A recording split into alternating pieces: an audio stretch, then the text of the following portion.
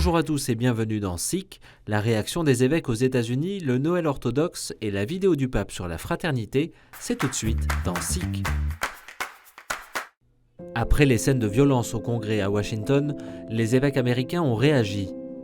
Dans un communiqué, l'archevêque José Gómez, président de la Conférence des évêques, a condamné ces violences et confié son pays à Marie. « Je nous confie tous au cœur de la Sainte Vierge Marie.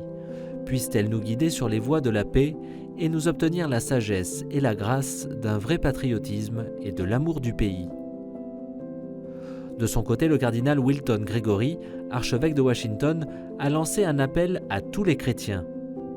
En tant que personnes de foi, cherchant à faire connaître notre Seigneur dans ce monde par la façon dont nous vivons, nous devons reconnaître la dignité humaine de ceux avec qui nous sommes en désaccord et chercher à travailler avec eux pour assurer le bien commun pour tous.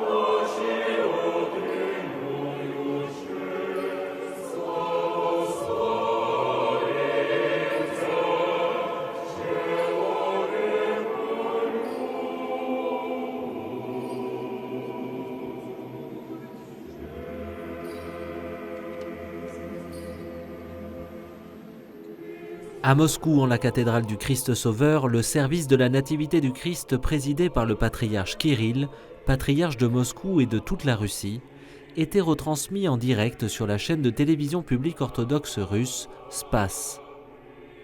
Les chrétiens orthodoxes de Russie et de nombreux pays ont célébré la fête de la Nativité le 7 janvier en suivant le calendrier julien, décalé de 13 jours par rapport au calendrier grégorien suivi par les catholiques.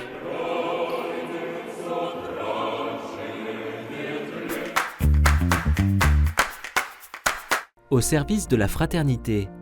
Pour la première vidéo du pape de 2021, celui-ci a mis l'accent sur la fraternité humaine. Il nous appelle à nous unir à ceux qui prient selon d'autres cultures, d'autres traditions et d'autres croyances. La Iglesia valora la acción de Dios en las demás religiones, sin olvidar que para nosotros cristianos la fuente de la dignidad humana y de la fraternidad está en el Evangelio de Jesucristo. Los creyentes debemos volver a nuestras fuentes y concentrarnos en lo que es esencial de nuestra fe, la adoración a Dios y el amor al prójimo.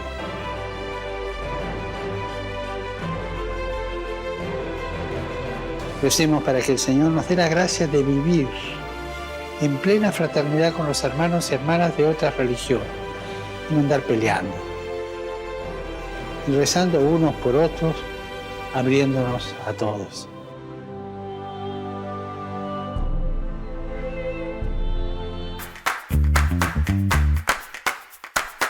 Une ministre en visite au Rocher. Ce mardi au Mureau, dans la banlieue de Paris, Marlène Schiappa, ministre chargée de la citoyenneté, est allée à la rencontre de l'association catholique d'éducation populaire, Le Rocher, Oasis des cités. Présente au Mureau depuis 2010, l'association a pour mission l'intégration, la responsabilisation et l'accompagnement de jeunes des quartiers urbains en difficulté. Elle met en place des actions éducatives, mais aussi des actions sociales et culturelles grâce à des volontaires qui décident d'habiter au cœur de ces quartiers. Au cours d'un long échange avec les membres de l'équipe du Rocher, la ministre a salué le courage et la sincérité de leur engagement. Cette visite avait pour but de présenter un contrat d'engagement dans le cadre de la loi sur le respect des principes républicains. C'est important pour nous de venir découvrir les acteurs, d'échanger et aussi de vous présenter notre contrat d'engagement sur les principes républicains, qui est un contrat d'engagement qui va lier les associations subventionnées pour s'assurer qu'elles puissent respecter et faire partager les principes républicains.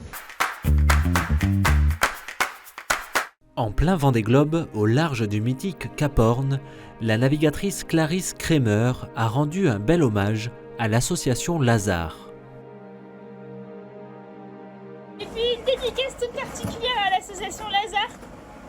soutient et qui me soutient surtout, qui a vocation à créer des colocations entre jeunes actifs et personnes qui ont connu la rue. C'est une asso dans laquelle chacun des membres a l'habitude de croire à l'impossible et à relever des défis gigantesques. Alors je trouve que leur dédier le Cap Horn, c'est un beau symbole. Et des Cap Horn, ils en passent tous les jours. Un peu différents, mais des Cap Horn quand même.